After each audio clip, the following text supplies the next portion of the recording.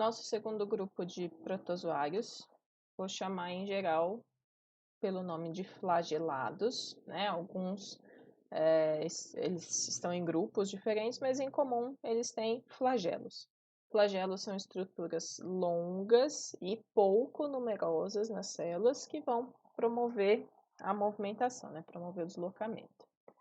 A gente vai ter algumas espécies parasitas, por exemplo, Giardia intestinalis, causadora da giardíase, Trichomonas vaginalis, causadora de tricomoníase, é uma infecção sexualmente transmissível, Trypanosomas leishmania, esses 4 aqui, então, são parasitas humanos, inclusive, tá? Mas existem também flagelados coloniais de vida livre, né? Por exemplo, esse aqui é um grupo, é uma colônia, né, dessa espécie Codosiga, não causa nenhum dano para ninguém, de vida livre, auxilia inclusive no controle biológico, né? Elas captam partículas alimentares, bactérias com o batimento dos flagelos. E a gente tem também exemplos associados, né, simbiontes. Por exemplo, essa aqui é a triconinfa. Ela vive dentro do intestino de cupins e de baratas, né, animais que não digerem celulose, né, que se alimentam de madeira, mas não digerem a celulose. E aí o protozoário, a associação com o protozoário permite essa digestão, tá?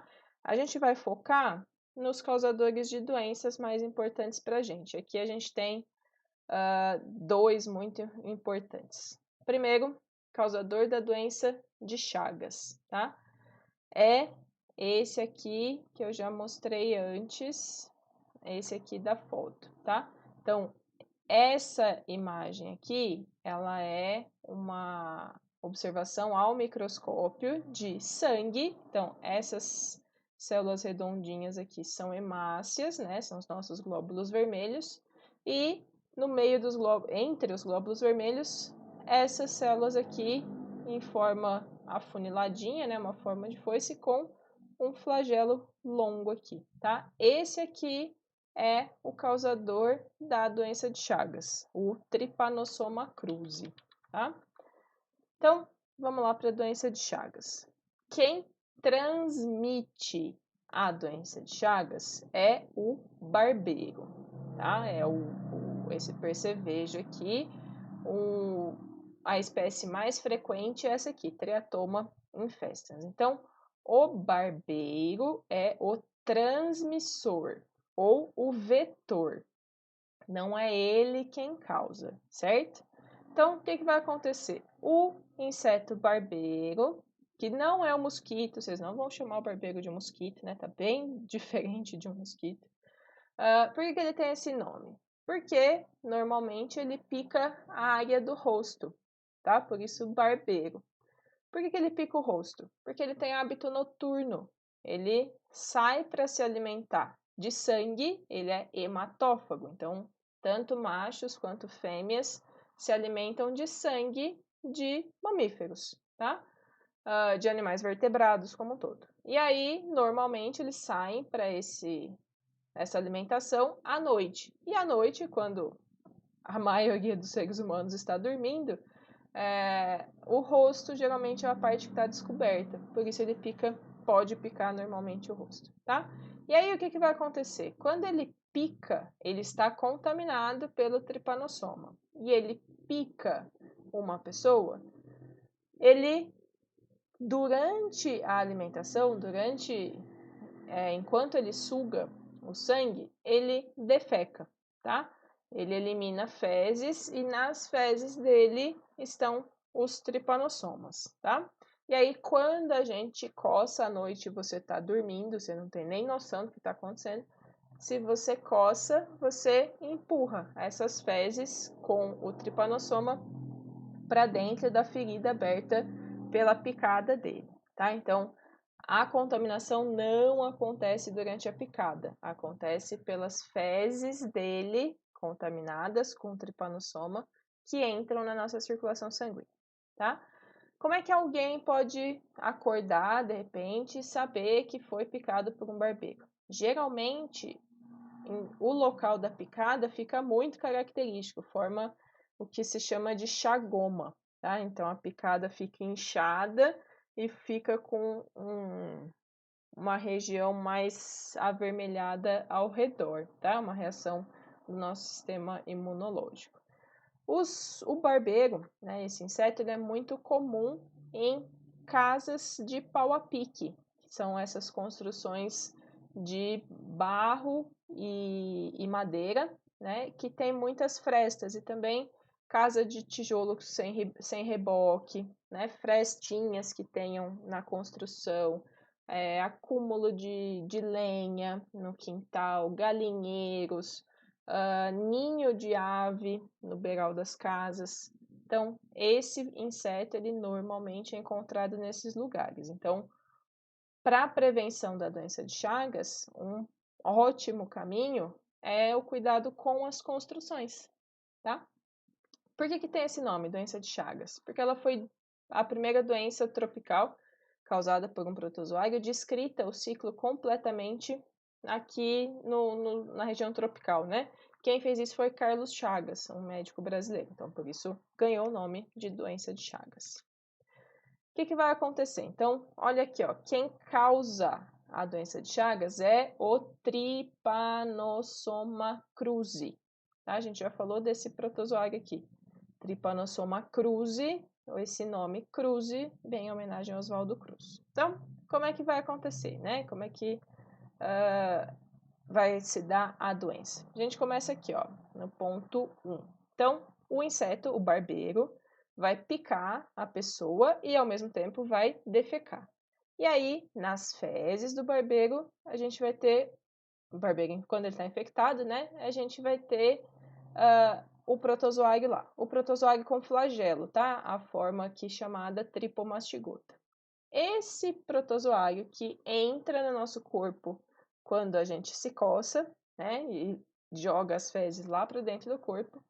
Esses tripomastigotas vão invadir células musculares. O tripanossoma tem uma preferência por músculo cardíaco, tá? Então ele tem uma preferência por invadir células do nosso coração. Quando ele invade essas células, ele perde o flagelo, ele muda de forma, tá? E aí ele vai passar a ser chamado de amastigota. Essa forma amastigota vai se reproduzir assexuadamente, tá? Vai se reproduzir, vai gerar muitas outras células que vão, em até alguns momentos, romper a célula e liberar formas do protozoário na circulação sanguínea, tá? As formas que são liberadas são formas tripomastigotas de novo, tá? São formas flageladas aqui. E aí, novos protozoários podem invadir outras células musculares em outros lugares do nosso corpo. Falei que ele tem preferência por músculo, mas não é só músculo, ele pode invadir esôfago, musculatura, né? Próxima ao esôfago, ao redor do intestino, tá? Tem outras regiões que podem ser afetadas por esse protozoário. Além de poder invadir outras células musculares, esses protozoários ficam circulando no nosso sangue, que é quando pode ser diagnosticado lá por um exame de sangue, como a gente viu lá na lâmina do microscópio, né? Como eles ficam circulantes, um novo barbeiro que for se alimentar, né, de uma pessoa contaminada, de uma pessoa com doença de Chagas, vamos imaginar um barbeiro que não tivesse o tripanossoma, quando ele se alimenta, ele adquire, né, ele engole esses protozoários. Eles vão se transformar numa terceira forma, que é a forma epimastigota lá no intestino do barbeiro, tá? Lá também ele vai se multiplicar de forma assexuada, vai se reproduzindo, e aí vai se transformar na forma infectante, na forma tripomastigota, tá? E aí continua o ciclo. Quando esse barbeiro agora contaminado pica uma outra pessoa, ele transmite né, pelas fezes, transmite o tripanossoma para essa pessoa, tá? Como eu falei, né? Ele tem uma preferência pelo músculo cardíaco. Esse aqui, esse primeiro, é o coração de uma pessoa sadia, uma pessoa sem doença de Chagas. Tamanho do seu coração, mais ou menos o tamanho do seu punho fechado, tá? Então, esse tamanhinho aqui do seu coraçãozinho. Uma pessoa que tenha doença de Chagas vai ter insuficiência cardíaca porque a presença do protozoário entre as fibras musculares, né, nesse tecido muscular aí, causa uma inflamação, causa um inchaço. E aí o coração, que era desse tamanho, vai ficar desse tamanho, tá? Ele fica muito grande. Só que o tamanho, né, não tem relação com capacidade de bombeamento. Então, normalmente, pessoas que têm doença de Chagas só vão manifestar os sintomas muitos anos depois de terem sido picadas, de terem sido contaminadas, né? E por quê? Porque para o coração chegar nesse tamanho aqui, vai tempo, vai bastante tempo. E aí, normalmente são, tipo, 40 anos de doença silenciosa que foi acontecendo o ciclo, o protozoário foi se reproduzindo, foi se multiplicando e causou esse estrago aqui. Isso aqui é uma manifestação da doença de Chagas chamada megacólon. É um intestino, uma porção do intestino de uma pessoa com doença de Chagas, tá? Autoexplicativo porque mega e cólon porque é o intestino, tá? Então, a forma mais efetiva, né, da gente controlar doença de Chagas é o controle do vetor, é o controle do barbeiro. Tem outras formas de se adquirir doença de Chagas além das fezes do barbeiro, né, quando ele vai se alimentar na picada? Tem. De mãe para filho, porque o protozoário atravessa a placenta. Transfusão de sangue que não tenha sido testado, transplante de órgãos que não tenham sido também testados, e a gente viu casos não tão poucos, né, de doença de Chagas adquirida por consumo de alimentos contaminados. Que tipo de alimento? Açaí e caldo de cana, tá? Então, nesses alimentos, o barbeiro foi triturado junto, barbeiros contaminados, né, foram triturados juntos com esses alimentos, e os alimentos não pasteurizados continham protozoário. Então, o tripanossoma é capaz de atravessar o trato digestório, né, atravessar o intestino e causar a doença de Chagas dessa forma aí também, tá? Então, caldo de cana é só de lugares conhecidos e açaí só pasteurizado, por favor. Olha aqui, ó, esse mapa mostra uma coisa interessante, né? Até 2002, doença de Chagas ela era considerada um problema bem sério na América do Sul e América Central, tá? Então, esses países eram chamados endêmicos, então, porque só acontecia aqui, né? A transmissão por conta do vetor. Então, por que só tinha aqui? Porque é aqui que tem barbeiro, né? E aqui que tem, então, essa possibilidade de transmissão. Olha lá em 2011. Em 2011, já tinham sido apontados casos de doença de Chagas detectados lá, né, em países da Europa, Austrália e América do Norte. Como? Países que não são endêmicos, né, então os verdes aqui primeiro, países que não são endêmicos com transmissão transplacentária, então de mãe para filho, doação de sangue e doação de órgãos.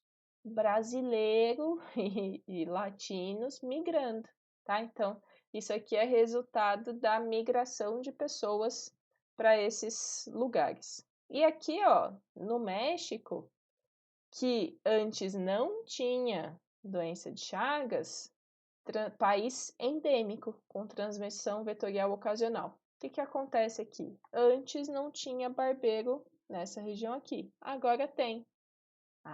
Olha lá, um dos efeitos das mudanças climáticas, tá? Essa região era mais fria há algum tempo. Não, o barbeiro, né, um inseto, não conseguia se espalhar para essa região, por consequência de mudanças climáticas, desmatamento e tudo mais, ele chegou em outros lugares, tá? Então, mais um para conta. Ainda nos protozoários flagelados, leishmaniose. Leishmaniose, ela pode ser um nome mais frequente de vocês terem ouvido relacionados a animais, tá? Então, cães, por exemplo, têm leishmaniose também. A leishmaniose ela é considerada uma zoonose, que ela pode passar do homem, de um animal para o ser humano, tá? Tem uma vacina em estudo para leishmaniose canina, mas ela não é muito efetiva. E aí, o melhor cuidado que tem para animal, para evitar leishmaniose, é coleira repelente, tá? Por quê? Então, vamos lá para a leishmaniose. Quem causa é um protozoário flagelado também, chamado Leishmania, tá? Então, o gênero Leishmania.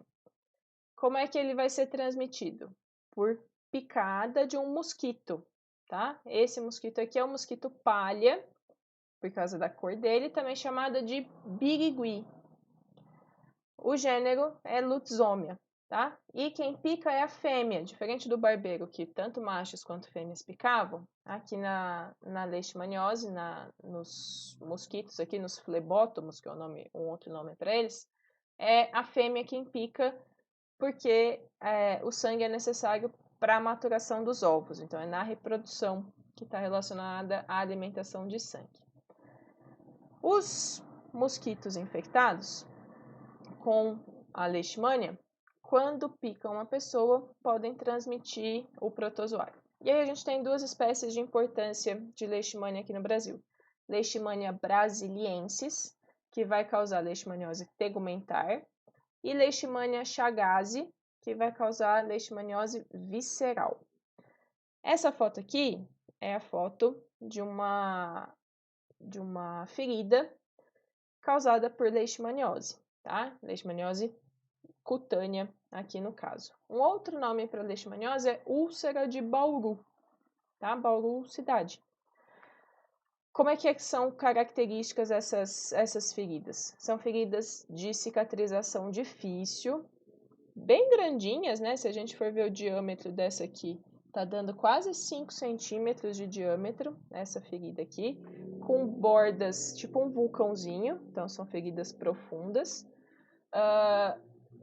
que não cicatrizam. Se for em áreas de cartilagem, tipo orelha, tipo nariz, e essa ferida não for tratada, pode causar mutilação, pode perder o nariz, pode perder a orelha, tá?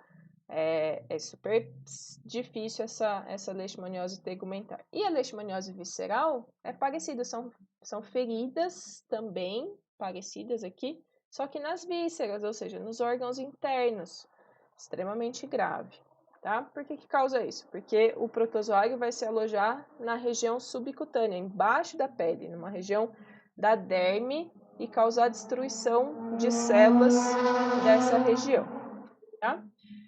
Então, é bem parecido com o que a gente viu para a doença de Chagas, né? Então, o mosquito vai ingerir o sangue de uma pessoa saudável, só que agora pela picada, tá? Agora, junto com a saliva do mosquito, ele vai injetar na pessoa uma forma contaminante aí da leishmania, tá? Aí a leishmania vai invadir algumas células, entre elas algumas células do nosso sistema imunológico, as responsáveis por fazer fagocitose, né? Então, justamente aquelas células que poderiam nos defender, a leishmania ela vai invadir essas células e elas vão se multiplicar dentro dessa célula, tá? Elas vão meio que driblar esse sistema de defesa e vão se multiplicar dentro dessas células. Vão perder o flagelo, vão se transformar lá também em formas amastigotas, reproduzindo, liberando novas células, né, novos protozoários que vão invadir novas células.